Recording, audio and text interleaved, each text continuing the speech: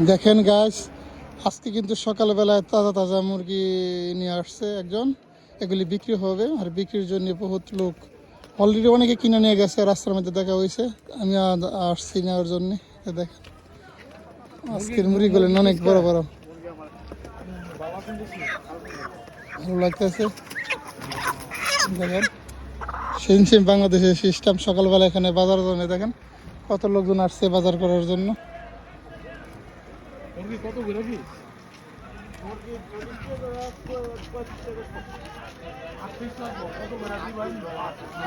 এটা already 35 Real করে বিক্রি হচ্ছে এই সৌদি আরবে।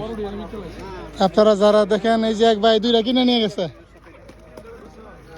এই দুইটা হাঁস,